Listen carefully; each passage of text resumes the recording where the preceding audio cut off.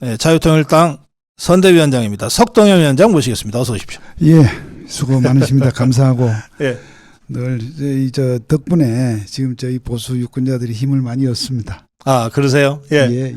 저희 고성TV가 자체 조사한 여론조사, 한국여론평판연구소의 조사가 여론조사 공표 가능한 마지막 날이 있었는데 예. 거기서 비례대표 정당 지지율 자유통일당이 6% 기록했어요.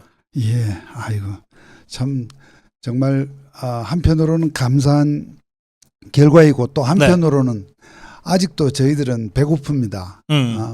더 이걸 분발해서 10%까지는 올려서 기필코 우리 보수 진영을 더 이렇게 두텁게 해야 된다 생각합니다. 네. 사실 많은 분들이 자유통일당 다 좋은데 3% 안 되면 사표가 되니까 하고 걱정들 하셨는데 이제 그런 걱정하시는 분들은 거의 안 계신 것 같죠?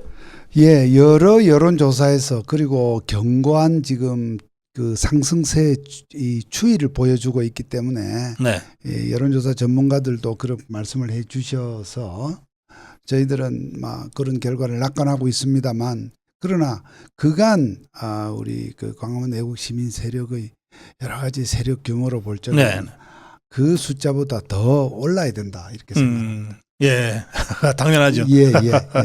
목표가 목표라기보다도 저희들이 최선을 다해서 노력하는 지향점이 적어도 10%까지는 올려야 된다. 그리고 실제로 지금 여론조사에서 5% 6% 나타나는 것이 그것은 백분지 비율이기 때문에 그렇죠. 예.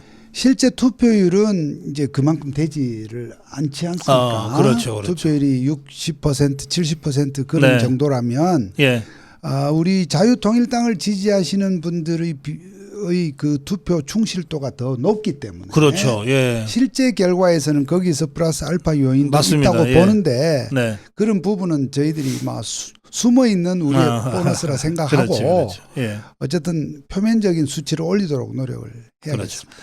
이게 이제 총선 투표율이 70%일 때 평균 70%일 때 자유통일당의 지지자들은 투표율이 뭐 80%다. 또는 90%다. 충성도가 그만큼 높아서 그러면은 결과적으로는 그 비율이 더 실제 높아지니까 투표자 중의 차지하는 점유비는 좀 더 높아질 그렇죠. 것이다. 예, 그런 점들까지를 좀 감안해서 10%대 목표를 하고 있다 이런 말씀이십니다. 실제 유세도 지금 하고 계십니까? 예, 어떻습니까? 현장 분위기. 후보기 때문에 한계는 있습니다만 저희 자유통일당으로서 전국에서 지역에 출마하신 후보들이 한 10여 명 있기 때문에 그 지역이라도 예를 들어서 부산과 대구, 경북, 대전, 시흥 등 그 지역을 순회하면서 유세 투어를 지난주에 다녀왔습니다. 우리 당 로고가 찍힌 버스를 타고 제가 직접 다녀왔는데 물론 그 유세하는 장소에 모인 지지자 수가 국민의힘만큼은 따를 수 없지만 그러나 저희들이 지금 갖고 있는 지방의 자유마을 조직이랄지 국민 자유통일당의 이 당원들 그리고 우리를 지지하는 국민들이 많이 나오셨고 이런 분들의 그 관심과 그 뜨거운 응원 속에서 저희들이 지금 이번에는 반드시 원내정당으로 진입할 수 있겠다 확신을 갖게 됐습니다. 그래요. 알겠습니다. 근데 지금 그 조국 혁신당 뭐 이 범죄자들이 전부 공천받고 있고 당 대표부터 2심에서 2년형 받았는데 당 대표를 하고 있어요. 그리고 소나무당은 감옥에서 무슨 연설 찍어가지고서 내보내고 있고 그리고 이재명이가 이끄는 더불어민주당은 뭐 하여튼 뭐 하자 많은 그 후보들이 지금 연일 국민들을 피곤하게 하고 있잖아요. 어떻게 정치가 어떻게 이렇게 됐어요? 그건 뭐 저보다 더 오랫동안 정치판을 지켜보신 우리 고 박사님의 지금 판단이 더 오르실 텐데 실제로 저도 이 역대 이 총선을 지켜보고 정치판을 지켜왔습니다만 이번 선거처럼 정말 야권 그 정당들의 소위 간판 대표들이 이렇게 정말 형사 피고인의 신분으로 이렇게 재판을 치르는 이 상황은 듣도 보도 못했습니다. 그런데 이 상황은 뭐 이미 너무나 이 온 국민이 다 아시는 사항이 돼서 새삼스럽게 뭐 여기서 길게 논하기는 어렵습니다만은 네. 어쨌든 이러한 상황 속에서 또 저 사람들이 오히려 막 지지를 받고 무슨 뭐 대통령을 탄핵하기 위한 그런 이 정치적 겁박을 하는 걸 보면서 정말 한편으로 참담하고 개탄스럽기가 거지없습니다만 네. 이러한 점에 대해서 우리 보수층들이 이렇게 분노만 하실 게 아니라 이게 현실입니다. 그렇기 때문에 네. 우리도 저쪽의 개딸을 비롯한 저 좌파들 극렬 지지층을 오히려 능가하는 그러한 결집, 투표 참여로서 결국 응징할 수밖에 없다. 그렇게 생각을 합니다. 그런데 이제 한편으로는 이제 제가 주말에도 낙동강 벨트를 다녀왔는데요. 예. 현장에서 우리 국민의힘 후보들이 다들 이구동성으로 하는 얘기는 표결집이 느껴진다는 거예요. 예. 표결집이 느껴진다. 그렇지만 좀 과연 우리 자유파가 전부 정말 총동원해서 투표장에 갈 거냐는 거는 여전히 의문이잖아요. 네, 그렇습니다. 이게 대통령 선거 때 2년 전 윤석열 대통령을 우리가 탄생시킨 대선의 투표율이 여러분 77%였습니다. 네네. 그리고 사전 투표를 그 당시에도 물론 했죠. 그래서 그때 36%까지 올랐었습니다.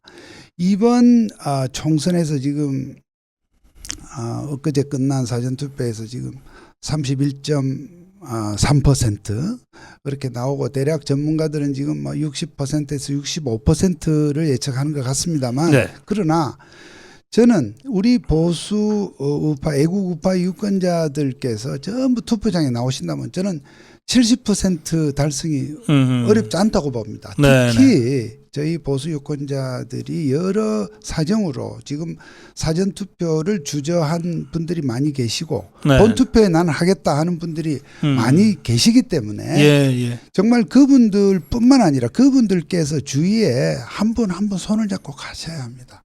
주위의 가족들은 물론이고 관계되시는 분들을 전부 이렇게 이끌고 가셔서 어쨌든 이 지금 전문가들이 그리고 일반적으로 예상하는 65% 그걸 넘어서 한 70%까지 또는 그 이상을 이렇게 하게 되면 저희들은 반드시 이긴다. 투표율이 문제네요. 예, 그러니까 지금 사전 투표를 놓고 일각에서는 이렇게 되면 보수가 어떻게 될 것이죠, 결과가 좀 좋지 않을 것이다는 얘기까지 하시는 분을 봤는데 저는 이 사전 투표의 투표율 가지고는 뭐 어떤 얘기를 하는 것은 성급하고 그런 건 없다 생각을 합니다. 우리 보수의 어떤 투표 결집은 본 투표를 통해서 이루어진다고 저는 보기 때문에 여러분들 정말 이번 선거에 정말 우리의 사활이 걸려있다 생각하시고 주시면 좋겠습니다. 알겠습니다. 마무리 한 말씀 듣겠습니다.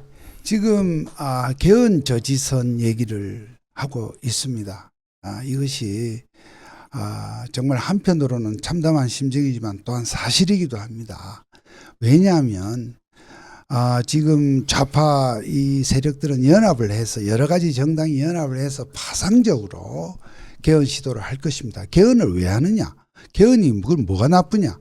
대통령 탄핵을 위한 개헌을 할 것으로 저는 예측하고 있습니다. 왜냐하면 현행법상 탄핵을 하려면 국회가 통과가 되더라도 헌법재판소를 거쳐야 되지 않습니까? 우리가 박근혜 대통령 때 보았죠. 그런데 헌법재판소가 윤석열 정부 들어와서 구성이 바뀌었으므로 좌파 연합 세력 전애들 시각에서는 이게 어렵다는 걸 압니다.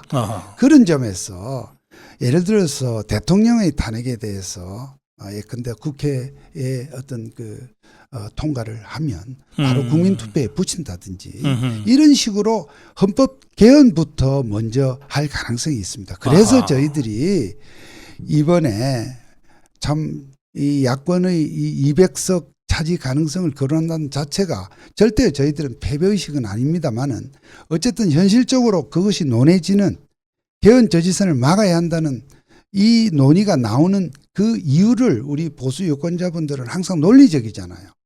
이 사항을 좀 더 이해를 하셔야 된다는 것입니다. 그리고 국민의힘 또 그 비례정당 일각에서 우리 자유통일당으로 가는 표가 사표가 아니냐. 이게 보수의 분열이 아니냐. 자꾸 그 말씀들을 하시는 것 같아요.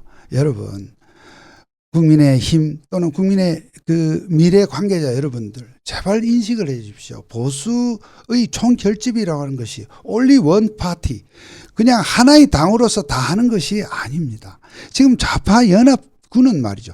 다양한 공격력을 가지고 거기서는 극자 이념가로부터 별별 아까 고 박사님 말씀하신 희대의 범죄인 집단들까지 온갖 사람들이 다 섞여 있는 그야말로 연합 이 대군입니다. 그런데 국민의힘과 국민의 비례힘 여러분들의 전력으로 그들을 다 막아낼 수 있다고 생각하십니까? 우리 유권자들이 그렇게 바보가 아닙니다.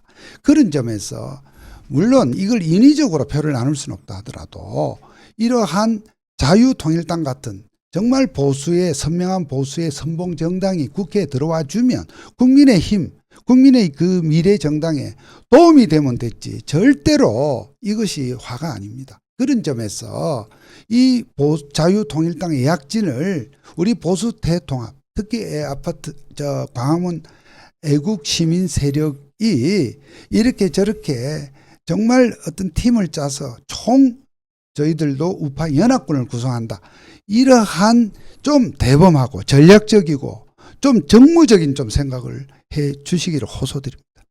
예. 말씀 잘 들었습니다. 고맙습니다. 네. 뭐 이것 자르고 저것 자르고 다 잘라버리고 진짜 종북주사파 싸울 사람 하나도 없이 예. 그렇죠. 지금 이것도 계속 방송 중인 거죠. 그러니까 우리가 흔히 전통적으로 뭉치면 살고 흩어지면 죽는다 했는데 이 뭉치면이라는 이 개념을 이번 총선 선거판에서 좀 더 대승적으로 대국적으로 보셔야 합니다. 예. 우리 유권자 또 이 시청자분들도 아시지 않습니까? 지금 좌파들의 저 다양한 이 연합군을 국민의힘 하나로서 막아낸다고 하는 것 저는 어렵다고 보고 어떻게 된 게 이러한 전통 보수 정당이 정말 정치 선거 경험도 없고 정치 경험 이제 100일의 불과한 한동훈 위원장이 혼자 홀로 독전하는 이러한 구도가 된 이 구도가 너무나 참 안타깝지만 이미 뭐 어떻게 되돌릴 수 없는 상황입니다. 지금 백전노장 우리 보수 진영의 백전노장 다선 중진 원로 의원들 다 어디로 갔습니까? 이 상황에서 나와서 한마디씩 포를 날려주고 또 필요한 어떤 선거 독전 노력을 해 주셔야 하는데 이러한 상황이 안 되고 있는 상황이 너무 안타깝지만 그러나 우리 국민들은 저희 정치인들보다 정당보다 훨씬 더 현명하고 더 지혜롭습니다. 우리는 그것을 2년 전 윤석열 대통령을 당선시킬 때도 이미 보았지 않습니까? 그 힘으로 그러한 우리 애국 시민들 장삼이사 뜨거운 애국심으로 이번 선거를 반드시 승리로 이끌도록 우리의 힘을 막판 젖먹던 힘까지 냅시다. 예, 말씀 잘 들었습니다. 자유통일당 석동현 선대위원장이었습니다. 고맙습니다.